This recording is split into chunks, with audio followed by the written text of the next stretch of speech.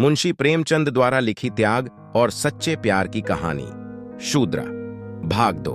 मंगरू दिन भर द्वार पर बैठा रहा, मानो कोई किसान अपने मटर के खेत की रखवाली कर रहा हो। कोठरी में दोनों स्त्रियां बैठी अपने नसीबों को कोस रही थीं। इतनी देर में दोनों को यहाँ की दशा का परिचय हो गया था। दोनों भूखी प्यासी बैठी थीं। यहाँ का रंग देखकर भूख प्यास सब भाग गई थी। रात के 10 बजे होंगे कि एक सिपाही ने आकर मंगरू से कहा, चलो तुम्हें झंड साहब बुला रहे हैं। मंगरू ने बैठे बैठे कहा, देखो नब्बी, तुम भी हमारे देश के आदमी हो, कोई मौका पड़े तो हमारी मदद करोगे ना? जाकर साहब से कह दो मंगरू कहीं गया है, बहुत होगा, जुर्माना कर देंगे। नब्बी, न भैया, गुस्से में भरा बैठा है, पिए हुए हैं, कहीं मार चले तो बस, चमड़ा इतना मजबूत नहीं है। मंगरू, अच्छा तो जाकर कह दो नहीं आता। नब्बी, मुझे क्या, जाकर कह दूंगा, पर तुम्हारी खैरियत नहीं है। वह बंगले पर चला। यही वही साहब थे जिनसे आज मंगरू की भेंट हुई थी। मंगरू जानता था कि साहब से बिगाड़ करके यहाँ एक क्षण भी निर्वाह नहीं हो सकता। जाकर साहब के सामने खड़ा हो गया। साहब ने दूर से ही डांटा, वह औरत कहाँ है? तुमने उसे अपने घर में क्यों रखा है? मंगरू, हुजूर, वह मेरी ब्याहता औरत है। साहब, अच्छा, वह दूसरा कौन है? मंगरू, वह मेरी सगी बहन है हुजूर। साहब, हम कुछ नहीं जानता, तुमको लाना पड़ेगा, दो में से कोई एक। मंगरू पैरों पर गिर पड़ा और रो रो कर अपनी सारी राम कहानी सुना गया, पर साहब जरा भी न पसीजे। अंत में वह बोला, हुजूर, वह दूसरी औरतों की तरह नहीं है, अगर यहाँ आ भी गई तो प्राण दे देंगी। साहब ने हंसकर कहा, ओह, जान देना इतना आसान नहीं है। नब्बी, मंगरू अपनी दांव रोते क्यों हो? तुम हमारे घर नहीं घुसते थे, अब भी जब घात पाते हो जा पहुंचते हो, अब क्यों रोते हो? एजेंट, ओह, ये बदमाश है, अभी जाकर लाओ, नहीं तो हम तुमको हंटरों से पीटेगा। मंगरू, हुजूर जितना चाहे पीट लें, मगर मुझसे यह काम करने को न कहें जो मैं जीते जी नहीं कर सकता। एजेंट, हम 100 हंटर मारेगा। मंगरू, हुजूर 1000 हंटर मार लें, लेकिन मेरे घर की औरतों से न बोले। एजेंट नशे में चूर था। हंटर लेकर मंगरू पर बरस पड़ा और लगा सड़ासड़ जमाने। 10 बाहर कोड़े मंगरू ने धैर्य के साथ सहे, फिर हाय हाय करने लगा। देह की खाल फट गई थी और मांस पर चाबुक पड़ता था, तो बहुत सहन करने पर भी कंठ से आर्त ध्वनि निकल आती थी। और अभी 100 में कुछ 15 चाबुक पड़े थे। रात के 10 बज गए थे। चारों ओर सन्नाटा छाया था और उस नीरव अंधकार में मंगरू का करुण विलाप किसी पक्ष की भांति आकाश में मुंडला रहा था। वृक्षों के समूह भी हतबुद्धि से खड़े मौन रोन की मूर्ति बने हुए थे। ये पाषाण हृदय, लंपट, विवेक शून्य जमादार इस समय एक अपरिचित स्त्री के सतीत्व की रक्षा करने के लिए अपने प्राण तक देने को तैयार था, केवल इस नाते कि यह उसकी पत्नी की संगिनी थी। वह समस्त संसार की नजरों में गिरना गंवारा कर सकता था, पर अपनी पत्नी की भक्ति पर अखंड राज्य करना चाहता था। इसमें अणुमात्र की कमी भी उसके लिए असह्य थी। उस अलौकिक भक्ति के सामने उसके जीवन का क्या मूल्य था? ब्राह्मणी तो जमीन पर ही सो गई थी, पर गौरा बैठी पति की बाँट जोह रही थी। अभी तक वह उससे कोई बात नहीं कर सकी थी। 7 वर्षों की विपत्ति कथा कहने और सुनने के लिए बहुत समय की जरूरत थी, और रात के सिवा वह समय फिर कब मिल सकता था? उसे ब्राह्मणी पर कुछ क्रोध सा आ रहा था कि यह क्यों मेरे गले का हार हुई, इसी के कारण तो वह घर में नहीं आ रहे हैं। यकायक वह किसी का रोना सुनकर चौंक पड़ी। भगवान, इतनी रात गए, कौन दुख का मारा रो रहा है? अवश्य कोई कहीं मर गया है। वह उठकर द्वार पर आई और यह अनुमान करके कि मंगरू यहाँ बैठा हुआ है, बोली, वह कौन रो रहा है, जरा देखो तो। लेकिन जब कोई जवाब न मिला तो वह स्वयं कान लगाकर सुनने लगी। सहसा उसका कलेजा धक से हो गया। तो यह उन्हीं की आवाज है। अब आवाज साफ सुनाई दे रही थी, मंगरू की आवाज थी। वह द्वार के बाहर निकल आई। उसके सामने एक एजेंट का बंगला था, उसी तरफ से आवाज आ रही थी। कोई उन्हें मार रहा है। आदमी मार पड़ने पर ही इस तरह रोता है। मालूम होता है वही साहब उन्हें मार रहा है। वह वहां खड़ी न रह सकी, पूरी शक्ति से उस बंगले की ओर दौड़ी। रास्ता साफ था। एक क्षण में वह फाटक पर पहुंच गई। फाटक बंद था। उसने जोर से फाटक पर धक्का दिया, लेकिन वह फाटक न खुला, और कई बार जोर जोर से पुकारने पर भी कोई बाहर न निकला। तो वह फाटक के जंगलों पर पैर रखकर भीतर कूद पड़ी और उस पार जाते ही उसने एक रोमांचकारी दृश्य देखा। मंगरू नंगे बदन बरामदे में खड़ा था और एक अंग्रेज उसे हंटरों से मार रहा था। गौरा की आंखों के सामने अंधेरा छा गया। वह एक छलांग में साहब के सामने जाकर खड़ी हो गई और मंगरू को अपने अक्षय प्रेम सबल हाथों से ढांक कर बोली, सरकार, दया करो, इनके बदले मुझे जितना मार लो, पर इनको छोड़ दो। एजेंट ने हाथ रोक लिया और उन्मत्त की भांति गौरा की ओर कई कदम आकर बोला, हम इसको छोड़ दें तो तुम मेरे पास रहेगा। मंगरू के नथने फड़कने लगे। ये पामर नीच अंग्रेज मेरी पत्नी से इस तरह की बातें कर रहा है। अब तक वह जिस अमूल्य रत्न की रक्षा के लिए इतनी यातनाएं सह रहा था, वही वस्तु साहब के हाथ में चली जा रही है। यह असह्य था। उसने चाहा कि लपक कर साहब की गर्दन पर चढ़ बैठूं, जो कुछ होना है हो जाए। यह अपमान सहने के बाद जी कर ही क्या करूंगा। लेकिन नब्बी ने उसे तुरंत पकड़ लिया और कई आदमियों को बुलाकर उसके हाथ पांव बांध दिए। मंगरू भूमि पर छटपटाने लगा। गौरा रोती हुई साहब के पैरों पर गिर पड़ी और बोली, हुजूर, इन्हें छोड़ दें, मुझ पर दया करें। एजेंट, तुम हमारे पास रहेगा। गौरा ने खून का घूंट पीकर कहा, हाँ, रहूंगी।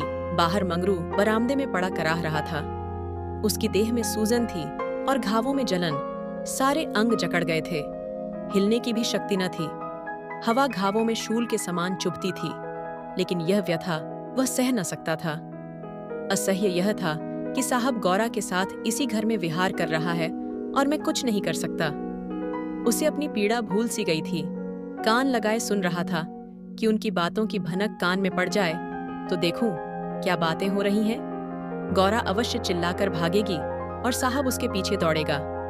अगर मुंह से उठा जाता, लेकिन बड़ी देर हो गई ना तो गौरा चिल्लाई न बंगले से निकलकर भागी। वह उस सजे सजाए कमरे में साहब के साथ बैठी सोच रही थी, क्या इसमें तनिक भी दया नहीं है? मंगरू का पीड़ा क्रंदन सुन सुनकर उसके हृदय के टुकड़े हुए जाते थे। क्या इसके अपने भाई बंद माँ बहन नहीं है?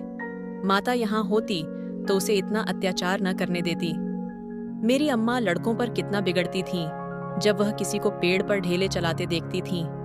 पेड़ में भी प्राण होते हैं। क्या इसकी माता इसे एक आदमी के प्राण लेते देखकर भी इसे मना न करती? साहब शराब पी रहा था और गौरा गोश्त काटने का छुरा हाथ में लिए खेल रही थी। सहसा गौरा की निगाह एक चित्र की ओर गई। उसमें एक माता बैठी हुई थी। गौरा ने पूछा, साहब, यह किसकी तस्वीर है? साहब ने शराब का गिलास मेज पर रखकर कहा, ओह, यह हमारे खुदा की माँ मरियम है। गौरा, बड़ी अच्छी तस्वीर है। क्यों साहब, तुम्हारी माँ जीती है ना? साहब, वह मर गया। जब हम यहाँ आया तो वह बीमार हो गया। हम उसको देख भी नहीं सका। साहब के मुखमंडल पर करुणा की झलक दिखाई दी। गौरा बोली, तब तो उन्हें बड़ा दुख हुआ होगा। तुम्हें अपनी माता का प्यार नहीं था। वह रो रो कर मर गई और तुम देखने भी नहीं गए, तभी तुम्हारा दिल कड़ा है। साहब, नहीं नहीं, हम अपनी माता को बहुत चाहता था। वैसी औरत दुनिया में न होगी। हमारा बाप हमको बहुत छोटा सा छोड़कर मर गया था। माता ने कोयले की खान में मजूरी करके हमको पाला। गौरा, तब तो वह देवी थी। इतनी गरीबी का दुख सहकर भी तुम्हें दूसरे पर तरस नहीं आता? क्या वह दया की देवी तुम्हारी बेदर्दी देखकर दुखी न होती होंगी? उनकी कोई तस्वीर तुम्हारे पास है? साहब, ओह, हमारे पास उनके कई फोटो हैं। देखो, वह उन्हीं की तस्वीर है, वह दीवार पर। गौरा ने समीप जाकर तस्वीर देखी और करुण स्वर में बोली, सचमुच देवी थीं, जान पड़ता है, दया की देवी हैं। वह तुम्हें कभी मारती थीं कि नहीं? मैं तो जानती हूँ, वह कभी किसी पर न बिगड़ती होंगी। बिल्कुल दया की मूर्ति है। साहब, ओ, मामा हमको कभी नहीं मारता था। वह बहुत गरीब था, पर अपने कमाई में कुछ न कुछ जरूर खैरात करता था। वह बहुत ही दयावान था। गौरा ने तिरस्कार के स्वर में कहा, और उसी देवी के पुत्र होकर तुम इतने निर्दयी हो। क्या वह होती तो तुम्हें किसी को इस तरह हथियारों की भांति मारने देती? वह स्वर्ग में रो रही होंगी। स्वर्ग नरक तो तुम्हारे यहाँ भी होगा। ऐसी देवी के पुत्र कैसे हो गए? गौरा को यह बातें कहते हुए जरा भी भय न होता था। उसने अपने मन में एक दृढ़ संकल्प कर लिया था और अब उसे किसी प्रकार का भय न था। जान से हाथ धो लेने का निश्चय कर लेने के बाद भय की छाया भी नहीं रह जाती। किंतु वह हृदय शून्य अंग्रेज इन तिरस्कारों पर आग हो जाने के बदले और भी नम्र होता जाता था। गौरा मानवीय भावों से कितनी ही अनभिज्ञ हो, पर इतना जानती थी कि अपनी जननी के लिए प्रत्येक हृदय में, चाहे वह साधु का हो या कसाई का, आदर और प्रेम का एक कोना सुरक्षित रहता है। ऐसा भी कोई अभागा प्राणी है जिसे मातृ स्नेह की स्मृति थोड़ी देर के लिए रुला न देती हो, उसके हृदय के कोमल भाव को जगा न देती हो। साहब की आंखें डबडबा गई थीं, सिर झुकाए बैठा रहा। गौरा ने फिर उसी ध्वनि में कहा, तुमने उनकी सारी तपस्या धूल में मिला दी। जिस देवी ने मर मर कर तुम्हारा पालन किया, उसी को मरने के पीछे इतना कष्ट दे रहे हो। क्या इसीलिए माता अपने पुत्र को अपना रक्त पिला पिला कर पालती है? अगर वह बोल सकती तो क्या चुप बैठी रहती? तुम्हारे हाथ पकड़ सकती तो न पकड़ती? मैं तो समझती हूँ वह जीती होती तो इस वक्त विष खाकर मर जाती। साहब, अब नशे में क्रोध की भांति ग्लानि का वेग सहज ही में उठाता है। दोनों हाथों से मुंह छिपाकर साहब ने रोना शुरू किया और इतना रोया कि हिचकी बंध गई। माता के चित्र के सम्मुख जाकर वह कुछ देर तक खड़ा रहा, मानो माता से क्षमा मांग रहा हो। तब आकर आर्द्र कंठ से बोला, हमारे माता को अब कैसे शांति मिलेगा? हाय हाय, हमारे सबब से उसको स्वर्ग में भी सुख नहीं मिला। हम कितना अभागा है। गौरा, अभी जरा देर में तुम्हारा मन बदल जाएगा और फिर तुम दूसरों पर अत्याचार करने लगोगे। साहब, नहीं नहीं, अब हम मामा को कभी दुहक नहीं देगा। हम अभी मंगरू को अस्पताल भेजता है। रात ही को मंगरू अस्पताल पहुंचा दिया गया। एजेंट खुद उसको पहुंचाने आया। गौरा भी उसके साथ थी। मंगरू को ज्वर हो आया था, बेहोश पड़ा हुआ था। मंगरू ने 3 दिन आंखें न खोली और गौरा तीनों दिन उसके पास बैठी रही, एक क्षण के लिए भी वहां से न हटी। एजेंट भी कई बार हालचाल पूछने आ जाता और हर मर्तबा गौरा से क्षमा मांगता। चौथे दिन मंगरू ने आंखें खोली तो देखा गौरा सामने बैठी हुई है। गौरा उसे आंखें खोलते देखकर पास आ खड़ी हुई और बोली, अब कैसा जी है?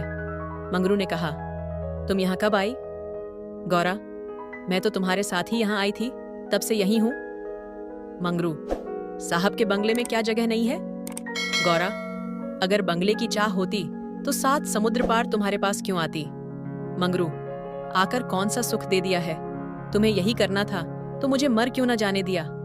गौरा ने झुंझलाकर कहा, तुम इस तरह की बातें मुझसे न करो, ऐसी बातों से मेरी देह में आग लग जाती है।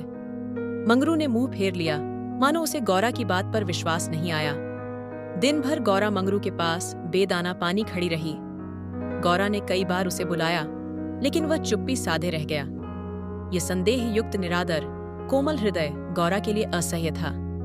जिस पुरुष को वह देवतुल्य समझती थी, उसके प्रेम से वंचित होकर वह कैसे जीवित रह सकती थी? यही प्रेम उसके जीवन का आधार था। उसे खोकर अब वह अपना सर्वस्व खो चुकी थी। आधी रात से अधिक बीत चुकी थी। मंगरू बेखबर सोया हुआ था, शायद वह कोई स्वप्न देख रहा था। गौरा ने उसके चरणों पर सिर रखा और अस्पताल से निकली। मंगरू ने उसका परित्याग कर दिया था, वह भी उसका परित्याग करने जा रही थी। अस्पताल के पूर्व दिशा में एक फरलांग पर एक छोटी सी नदी बहती थी। गौरा उसके कगार पर खड़ी हो गई। अभी कई दिन पहले वह अपने गांव में आराम से पड़ी हुई थी। उसे क्या मालूम था कि जो वस्तु इतनी मुश्किल से मिल सकती है, वह इतनी आसानी से खोई भी जा सकती है। उसे अपनी माँ की, अपने घर की, अपनी सहेलियों की, अपनी बकरी के बच्चों की याद आई। वह सब कुछ छोड़कर इसीलिए यहाँ आई थी। पति के ये शब्द, क्या साहब के बंगले में जगह नहीं है, उसके मर्म स्थान में बाणों के समान चुभे हुए थे। यह सब मेरे ही कारण तो हुआ। मैं न रहूंगी तो वह फिर आराम से रहेंगे। सहसा उसे ब्राह्मणी की याद आ गई। उस दुखिया के दिन यहाँ कैसे कटेंगे? चलकर साहब से कह दूं कि उसे या तो उसके घर भेज दें या किसी पाठशाला में काम दिला दें। वह लौटना ही चाहती थी कि किसी ने पुकारा, गौरा, गौरा। वह मंगरू का करुण कंपित स्वर था। वह चुपचाप खड़ी हो गई। मंगरू ने फिर पुकारा, गौरा, गौरा, तुम कहाँ? मैं ईश्वर से कहता हूं कि। गौरा ने और कुछ न सुना। वह धम से नदी में कूद पड़ी। बिना अपने जीवन का अंत किए वह स्वामी की विपत्ति का अंत न कर सकती थी। धमाके की आवाज सुनते ही मंगरू भी नदी में कूदा। वह अच्छा तैराक था, मगर कई बार गोते मारने पर भी गौरा का कहीं पता न चला। प्रातःकाल दोनों लाशें साथ साथ नदी में तैर रही थीं। जीवन यात्रा में उन्हें वह चिरसंग कभी न मिला था। स्वर्ग यात्रा में दोनों साथ साथ जा रहे थे।